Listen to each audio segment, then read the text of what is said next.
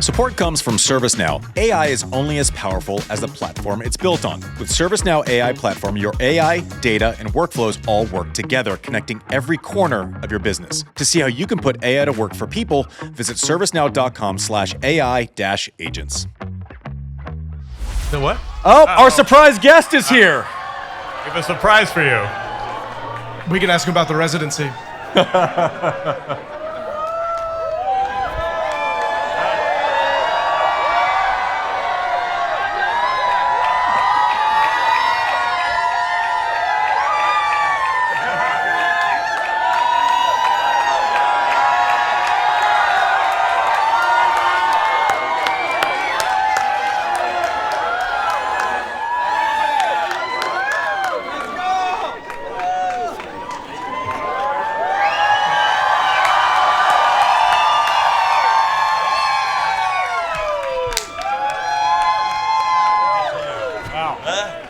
Andy, what's up? All right. Let's give it up for Roger Federer.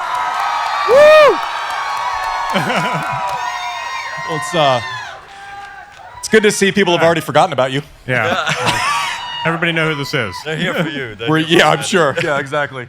You're just in the neighborhood, or what? What's going on? I was I was just at the coffee over there, and then they said, "Why don't you quickly come over?" So we appreciate you. It's good to see you. Welcome to Served, our dumb little podcast. I know, finally. You know that it's a dumb little podcast, or What podcast? I said a dumb little podcast. And you dumb said I know. No, I know it's a podcast, but not a dumb little one. I like it. Thank you. You're doing a great job, that. you guys. I've been saying that. Welcome. Thank you. Obviously great. Congratulations on the turnout for this event. Year after year, you deliver a first-class event for the fans. Something that the reason behind this event is the most important thing, right? You wanting to pay tribute to one of the legends of our sport, and we know that it was you started it along with Tony Gotzik. He mentioned the other night when we were at the gala that it was, I think he said it was in the back of the car in Shanghai where you kind of said, we need to do something for Rod. Yeah. Now, I don't know if that's true or not. Was that something that had been building in your mind for a while? Like, what was the thing that pushed you over the edge where it was like, enough is enough, we have to celebrate this great man? Yeah, I mean, I think exactly, and that's why we're all here, because there was an idea, and the way I always thought about it was that, when you're in tennis and you're retired, like us now, you could do a podcast like what you do right now, It's what I do. It's not what you do. Obviously. No, but in all seriousness, either you're a coach or a commentator, in many ways. And then, you could maybe be a tournament director, you could own a tournament, but it's kind of, the spectrum is not very big. Yeah. Like when you go to other sports, I feel there is loads of things to be done. And in tennis, I feel we forget the legends of our sport. We don't see them enough. We don't include them enough. And I've always been a little bit sad not to see all the heroes that have paved the way for us. Yeah. So, on a more frequent basis. So anyway, that was always something that has lived within me. Then, of course, if we look at prize money as an example, that's risen like in an incredible way. I think Rod Laver made maybe a few $1 million. Alcaraz already made 15 million just this year alone. So just to give some context, and I've been obviously coached by the likes of Stefan Edberg, like you have been coached by Jimmy, and then Tony Roach's been my coach, Peter Lundgren, and I've always was educated about the history of the game. So there we are, and I said we gotta bring them in, maybe bring them together for a week or a weekend, a place where we're all happy to see each other again, and give them a role. And that's where then the captains came in, the assistant captains, and maybe as we hopefully grow as a Laver Cup, maybe there's going to be more and more roles. So yeah, well, Operation Successful. One round of applause for the great Rod Laver. Thanks, guys. Thank you. How full does it make your heart that ideas are easy, execution is obviously harder? Yeah. Where Rocket Rod is there tonight, watching someone someone last night who was born 12 days before Andre retired in Fonseca. Yeah, that was so wild. you have successfully bridged the generations and brought back in. We didn't see much of Andre before 18 months ago. Right. We didn't see. I spent time with Jannik the first time 3 days ago. Yeah. Right. He's someone who's kind of coming. Operation Successful, right? Connecting generations.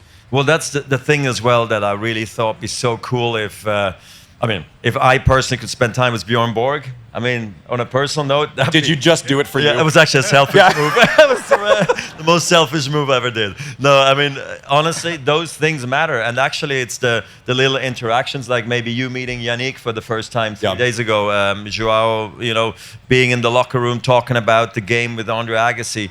That's what I wanted, is that these players, when they come to the Laver Cup and when they leave, they feel super inspired and motivated for what's to come. And they had here a little week at the Laver Cup that really they learned something about the history of the game and who has again paved the way, and just spend time together also, and create a team that normally doesn't get a chance to spend time together or play on the same team. So it's gone much better than I would have ever thought. But it's true, we had to think this whole thing through in many different ways. Also, how did the points work? Friday, Saturday, Sunday. How long is the tournament? Is it a week? Is it 3 days? How many sessions, etc. So we have to think of every possible scenario. But it's been a fun process. I like those kind of things. Yeah. And you've created this tennis festival. You mentioned the interactions and the generations, but also this is competition. There is an intensity here. Yeah. Did you know that the players were going to buy in and it would have this kind of heft? Yes, yes. There was not going to be clowning around, giggling. We can do other things for that. We can go play an EXO together once and have a good time for that. But the good thing for me personally, of course, was also being part of the inaugural Laver Cup, being there, in the early years, so I could set the tone as well of how I would like it to be played. Because I always feel if you, buy a hefty ticket and you come watch the greatest players on earth play tennis, you want to see them play tennis and not be a bad clown on the court. Yeah. Now, so that's why so there is enough smiling, they're giggling, having great times, but when the ball is being hit, it needs to be hit with purpose and for a reason, and I think also to honor the great man like Rod Laver and the past generation. So that was definitely the goal for me, and I'm happy I was there to also be part of that process. Yeah, and one of the things with success of an event is it creates an expectation. Can we do it again? And one of the things that I look around and think, when this concept was first announced, I'm going, well, sure, it's going to work because Roger could fill a building, right?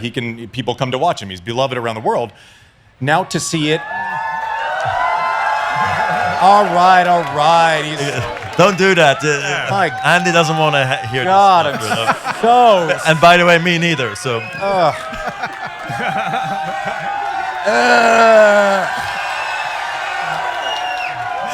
I'm so sick of it still.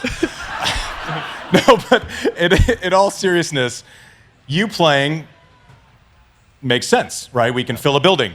To see how this thing has lived on past your participation, I have to think that probably was viewed, okay, this is a speed bump, this is going to be a challenge. When I take myself out of the building and we can't kind of be world's home team, it's another challenge. Yep. You have to be happy. People like Carlos coming through and filling that very void. much so. Yeah, I'm obviously incredibly pumped up that Carlos is here right after winning the US Open. I mean, it's amazing for the people here in San Francisco to get a chance to see him and being on the team. It really, it means a lot because as we know, if you're a tournament organizer, anybody can pull out last minute. There's no guarantees, so that he's here and he's actually excited and the whole team is here. He didn't just come in all by himself, even though we also suggest that, so he completely immerses himself into the team environment aspect. It's big, and you're right. And the questions are completely fair as well. Is the Laver Cup going to be successful? Post Roger, when I'm not on the tennis court anymore, and those early years after my retirement also were a little bit tricky. Because the press were asking those questions. How is it going to go? Are the players going to show up? And you don't have the answer other than you say, I think so and I hope so, and I'm going to try my best with my contacts, and we treat them nicely, and the fans will appreciate it, and we'll hopefully be at the Chase Center and have like the most incredible week, and you hope that that's enough, and then of course the change of captains as well. That's kind of a tiny risk because we're not going from John McEnroe and Bjorn Borg to just some random person. We're going to other legends like an Andre and Jannik, and I'm happy that we navigated, it seems like now, well through this process, which is great. Talk us through some of the strategic factors. Obviously, I said that there was a vote for just to make it a residency in Chase Center and just play it here every year. This crowd seemed to like it, but I said you might piss off Earth if you do that. But talk through strategically about the impact, how you kind of vet where to go and where you're going to take this year to year. Look, it's a decision or a discussion we have frequently with Tony and the team. It's obviously way easier to just say like, okay, let's do San Francisco every year because build up such a massive operation for just 3 days is pretty crazy to do, you know. But I do think it's also it's worth it to bring tennis to certain markets maybe or certain cities that maybe haven't seen so much tennis in the past. So that's obviously one thing that resonated very heavily with me. Now I'm contradicting myself because we're going to London back next. Is there tennis normally in London? Well, I'm not so sure. So we thought let's try it out and see if they like it. So. I mean, look, it's gonna be great, you know. But of course, you could do several years here, several years in another place, or you always rotate between, let's say, I don't know, San Francisco and London. You could look at that, or you could go to the Grand Slam sites. That I think also would be amazing to host it around the 4 Grand Slam sites. So, but I mean, though they obviously see tennis, so we're still a little flexible on what it is, but.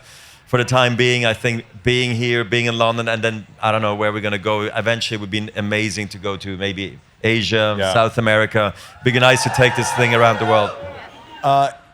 You played your last match here at Laver Cup, and we have some footage that hopefully our team will roll here. But just talk through the emotions of, you know, obviously I think you wanted to play more. That was tough. It's fine. He's still here. He still has great hair. I'm a grown man. I mean, this is so long ago. I'm not like this anymore. No, but like, but just walk through that weekend because I know we were all. I mean, you ruined my life for a decade, and I was still emotional when I was watching it, right? Like, and the fact that Rafa was there and that Novak was there, and maybe imperfect, maybe not what you.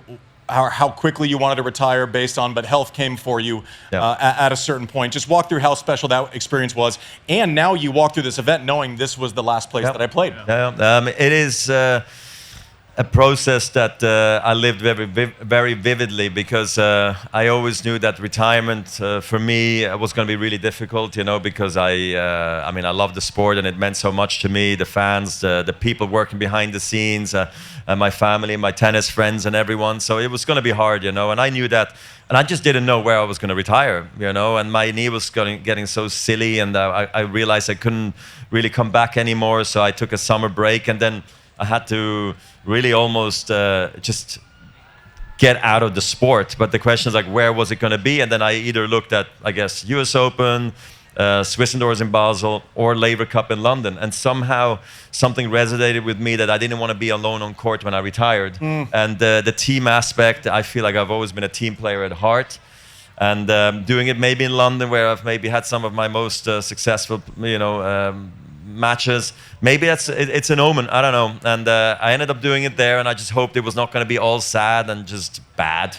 I just hoped it was going to be happy and upbeat, and it was that. And it was way better than I ever thought it was going to be. So yeah, walking around now, the Laver Cup sure brings back the memories. Sure. And in a big way next year when we go back to the O2, at least then. You weren't just not alone that day. You were sharing a court with your great rival, with Rafa, and now there's some murmurs out there. Maybe a little Federer Nadal.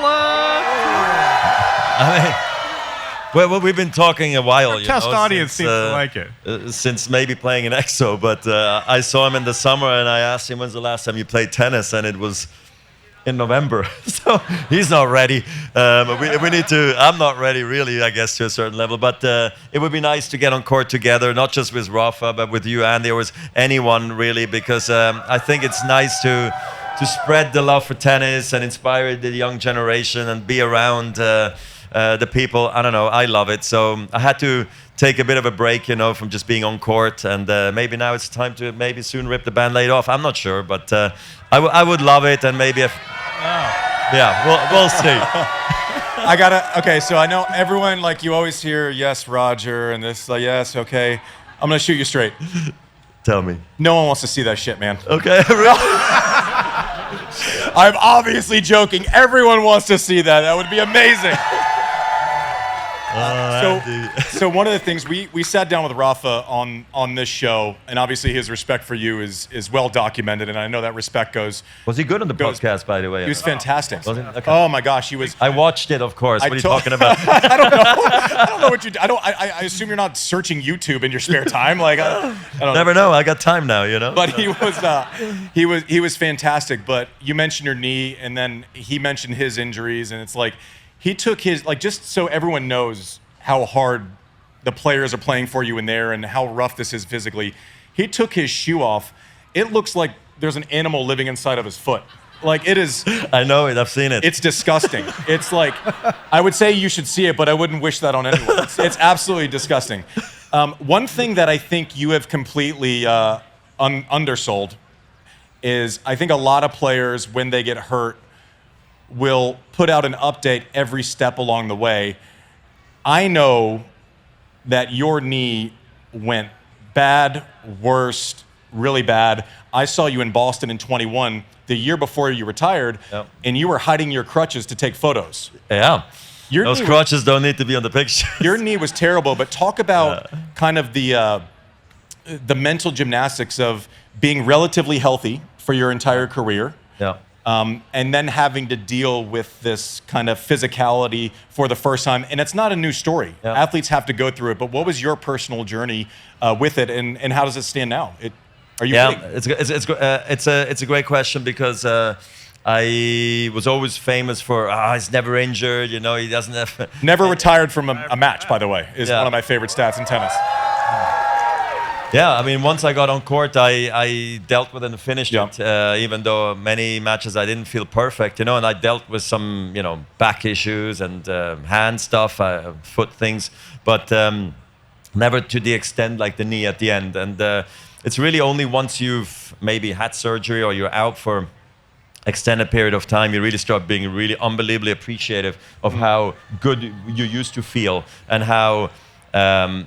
unworried you were running for a ball across the court and like stopping on a dime. All of a sudden you're thinking everything through every possible moment of the match, you know. So everything changes in a massive way. And I've always been the kind of player or person that I didn't want either my opponent or the world or the press needing to know about every step of the way of my injuries, but also to protect myself, you know, I guess to a certain level that my opponent doesn't know, like, okay, bad knee, really bad knee, so I'm going to make him run around. Whereas on the other side, Rafa was super honest about his issues, and I'd be like, why is he saying all of that?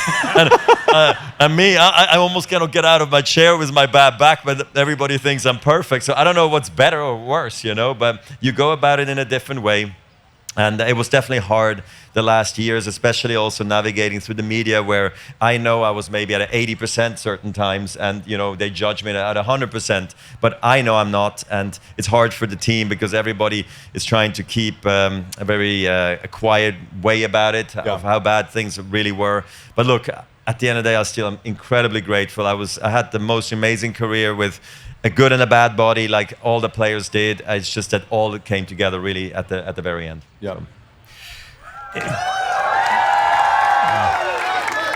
I'm struck that you're describing it, and then you think, wait, it was only 3 years ago that we were in London. It was only 4 years ago that you had that injury. And I'm wondering, men's tennis looks quite different, at least in terms of names. When you're up there looking down on tennis today, what are you seeing? What are you noticing about men's tennis?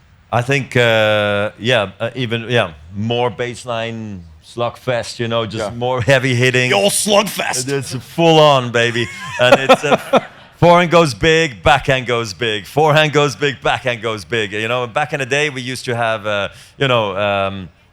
every player used to have a little hole in their, in their game where they Not me. I mean, our backhands to backhands were massive. We would slice it against each other, you know, so there was a bit of feel to it, you know.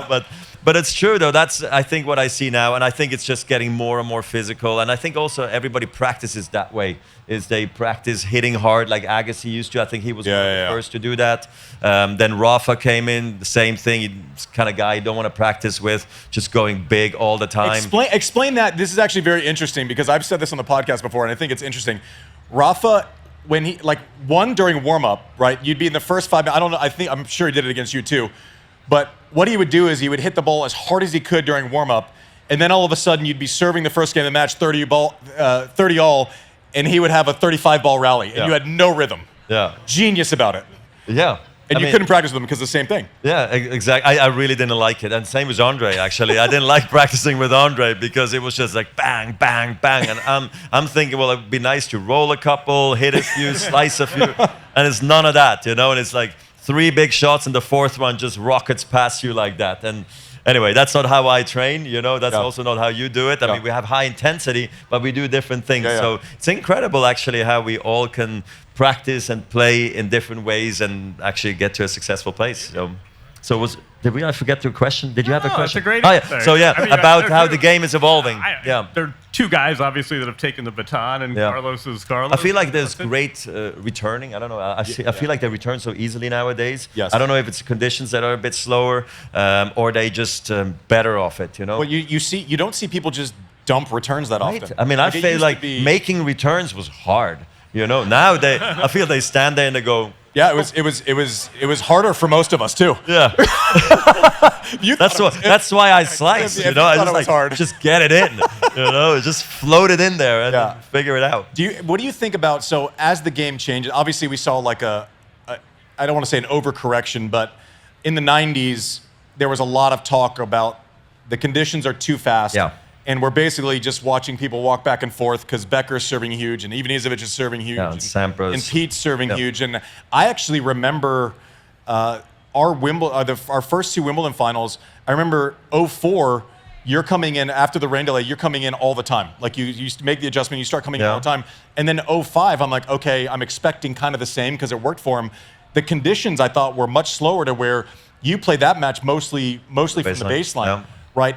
Is there a need to correct court surface to bring in different elements of the game? Yes. Definitely. I feel like you're on the fence. No.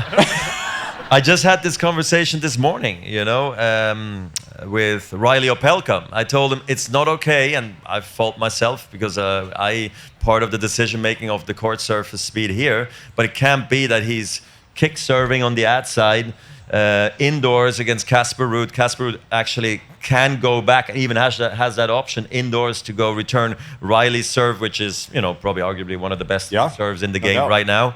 And he returns it from hip height and just hit its cross-court passing shot winner on the return, on the break point. Yeah. I feel like it should be a little bit more difficult to be able to do that. And I think that's why we, the tournament directors, we need to fix it. We need to have not only fast court, but what we would want to see is Alcaraz or Sinner figure it out on lightning fast, and then have the same match on super slow and see how that matches up. And that's how the ranking points used to be. Remember, back in the day, only 12 tournaments counted, so everybody would play on their favorite surface. They would stack their services. Yeah, and then they would sometimes meet. And those were the best matches, you know, when you had the attacker against the retriever. And now everybody plays similar. It's because the tournament directors have allowed, with the ball speed and the court speed, that every week is basically the same. And that's why you can just go from winning, I don't know, French, Wimbledon, US Open, and just play the same way. And obviously my bias is going to shine through here, but there's some tool, and I'll forget what it is, but it's similar to like a step meter that measures greens in golf. Davis Cup back in the day, they used to have that, and there was this little thing they used, and it had to be, it basically measured if the court was too fast. And I said, that's great, that's responsible. I go, now show me the measurement for when it's too slow.